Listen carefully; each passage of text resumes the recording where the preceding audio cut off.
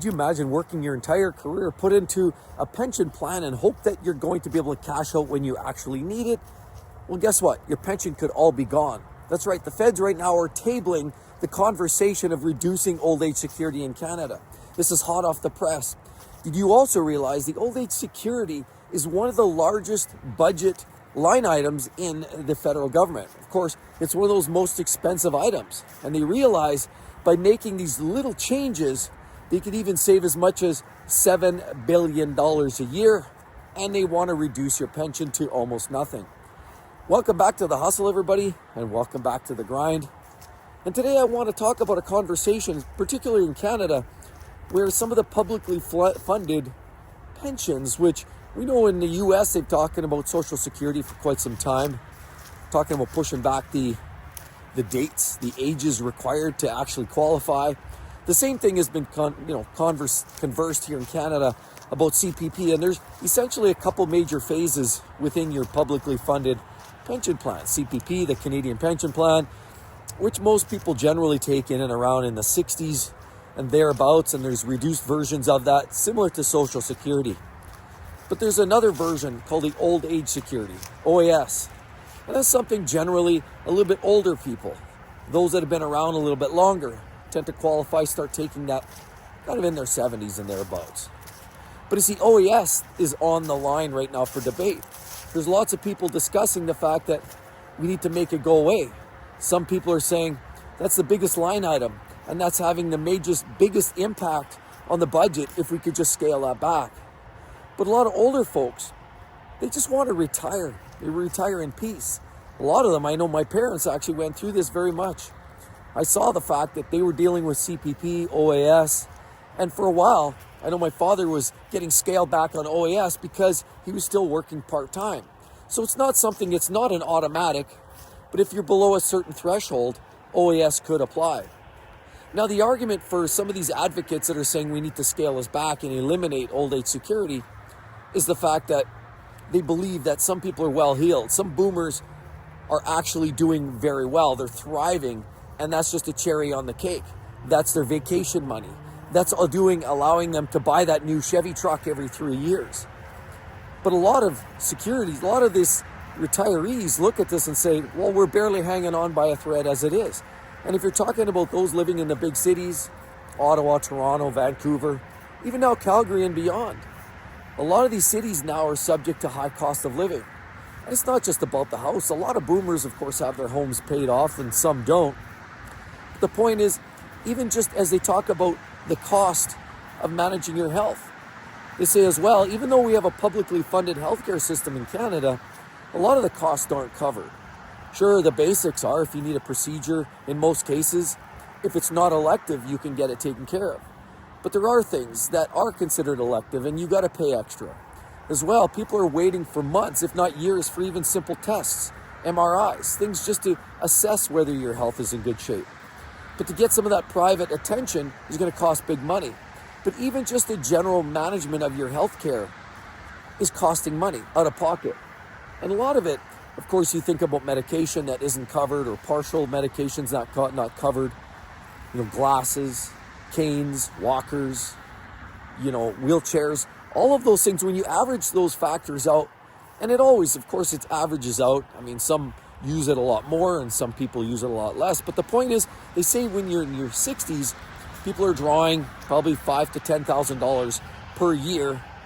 That's after tax earnings. But they say by the time the average Canadian rounds out around 70 to 80 years of age, they're now consuming about $40,000 worth of additional healthcare costs that aren't covered by the federal government. And so what that ultimately means is, just to stay afloat, they're taking $40,000 out of their after-tax earnings, which is more like $50,000, $60,000, $70,000 before tax earnings. So the way it stands right now, the federal government is looking on the fact that they may look at scaling back. Right now, it's currently at $180,000 per couple for a threshold. So if you collectively together make over $180,000 a year in Canada, which sounds like a lot of money. But again, when I combine that, when you offset that by the fact that just the healthcare, just to stay afloat, you're looking at anyway, $10,000, $20,000, $40,000 after tax earnings. versus the gross earnings of 180. That gross 180 could look more like 110, 120. Now you start to see how those medical costs start to take a real big dent out of your annual budget. Then we talk about food and other supplies. The day-to-day, we all still have insurance and you still have utilities.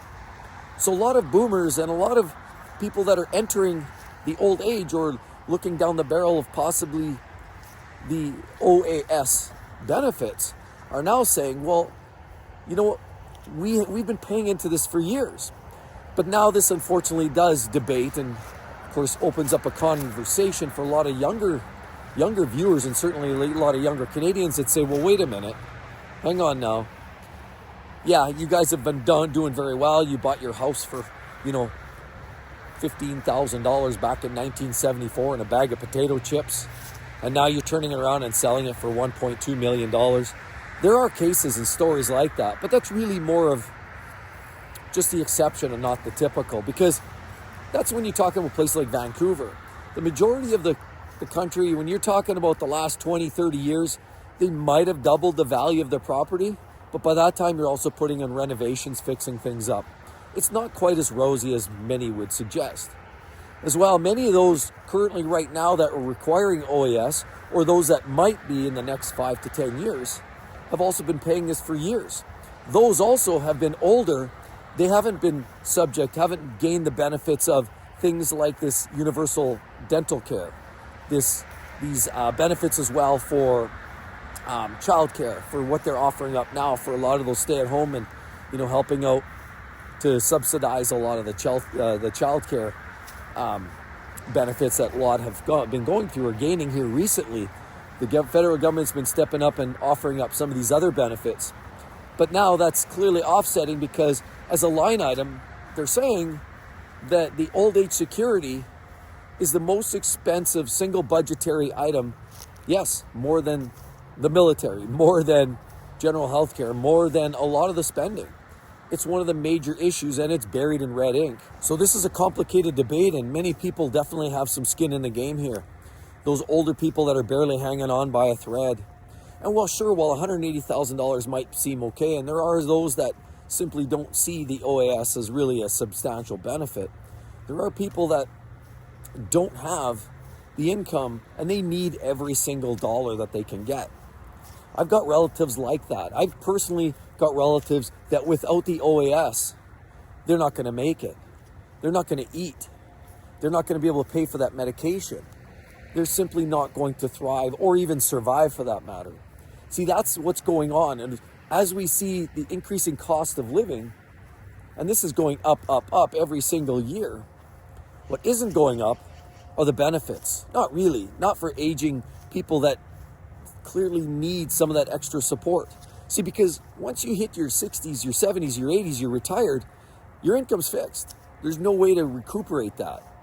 See, some of these other benefits that are supporting younger families, which is absolutely great, but there's always those opportunities to somehow make it up somewhere along the way. But as an older retiree, it's much, much more difficult. Where else do you get your income from? CPP, okay, that's fixed. Maybe $1,000, $1,200 per month. OAS, which of course, from what I understand, and correct me if I'm wrong, anybody down below, please do drop a line, but as far as I understand, $18,000 max. Most don't get that, but depending on your threshold, if you're at the lower end and they see that benefit being a bigger requirement, I believe $18,000, which is say $1,500 a month, would be the absolute maximum benefit. So you think collectively between your OAS and your CPP, you're collectively only making, say, $2,000 to $2,500 a year. I'm not sure about you, but $2,500, that doesn't even cover our utilities, our gas and insurance for the month. Forget about if you had any kind of bills or any other incidentals come up, healthcare costs that keep rising, and other those, medication, of course, as I already mentioned, canes and glasses and features like that. That stuff just doesn't get any cheaper. You got to fix some teeth, forget it, pull them all out. I can't afford to get a root canal. See, this is just where things are going right now, and it's almost comical, but in a sad and disheartening sort of way, because we know there's a lot of older people that are thriving. There's certainly a lot of boomers. But we also know the swelling numbers of boomers that are moving in towards collecting these benefits does mean this line item in this budget is going to take a real big hit. And yeah, the government, do they need to do something? Well, some kind of management of these funds need to be looked at. I don't know. What's that number? Currently, they're at $180,000 threshold. They're talking about maybe knocking it down to $100,000 threshold so that would be the cutoff. By the way it looks right now, they're not 100% eliminating it. They're simply saying that we need to look and trim it down somehow, some way for those people that need it the most. Well, the fact is there's lots that are sort of in that gray area, and it's never as simple as yes or no, or on or off. And the sad reality is, while we know that there are people that are doing just fine, and they have defined benefit pensions, they have pensions from their businesses, their companies that they worked for many years. But like many, like my parents, never had that. They didn't have company pensions, not of any significance. They also weren't collecting that much on OAS and CPP. They had some RRSPs and some savings, but remember, this is also from a time when a lot of the folks back in those days weren't that well educated and weren't that well schooled. They didn't have the information we have today. They didn't have the insight. And they honestly weren't really even planning for it as much as we hear about today. The planning is an absolute necessity. Put money away. Put money away for a rainy day, because we don't know what that rainy day looks like, how much it's going to rain, and how much we're really going to need that money. So like I've always said before, you know what, we've always got a plan. Make, like I've said, when you're younger, make hay when the sun shines, and do our best to try to put ourselves in a financially responsible and independent state. But as it stands right now, the government looks to be further clawing back the conversation of OAS, trimming down all those people in the gray area that do need it, and they use it for daily living. And you rip that out of their hands, that will have an impact. That will have a major fact on how many seniors survive or don't thrive these days. CPP, barely enough. OAS, barely enough. It's almost a two-stage approach. We know the federal government's already recently been talking about pushing that date of full benefit on CPP from 65 to 67. It's not there yet, but the debate's been opened and the conversation's been had.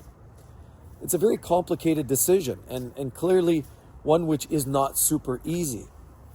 But unfortunately, there's just so many people these days struggling, and you just want to have a little bit of dignity, just a little bit of dignity in your older life. As we age, we don't want to be struggling. I see so many people these days picking through garbage cans, and many of them seniors, picking through garbage cans, collecting bottles, cans, doing their daily runs to the bottle depot just to make another $15 or $20 a bag of bottles just so they can buy that loaf of bread. I see this. I have neighbors doing this. So those are signs. So for those that believe that, we can just cut it off at 100, where do you come up with that number? Where is that number coming from? And for these advocates that believe, just trim them off at the knees, hang on. Have you or your family ever been involved in any of that? Have you or your family been homeless? Have you or your family had drug problems? Have you or your family had problems making ends meet? Have you or your family had to bunk at a friend's place because they didn't have money? See, it's not as simple as black or white. It's not as simple as cut it off at 100, cut it off at 0, because every single dollar counts for some people. It's not that easy. On one hand, we have to balance the books. We get it. We're so far deep in debt. But again, as the old adage, the things that take the hit are the old people, retirees, pensions, schools, and hospitals take the beats. But what should be looking at is maybe a little further up the food chain. See, because right now, the way it stands, we put in, day out, month in, month out. We put the money in, the benefits. We pay the piper month in, month out. It comes deducted. We're paying for it in some way or another. And then when you need it the most, and it leaves you vulnerable because it's been yanked out from under you, that's a tough position to be in. And it's disheartening when I see this, because I see old people all the time. And when I say old, I'm talking, I think it's safe to say 80s, 90s. struggling. I've seen a few on the corners begging for money that were up in that 70s and 80s. It's sad. Picking bottles at 80. Again, there are many that are thriving. There's many more that are barely surviving. But just ask yourself, what is that number? How much is too much? And when do we get to the point where we've tipped over to the other side? I'd like to hear your thoughts, everybody.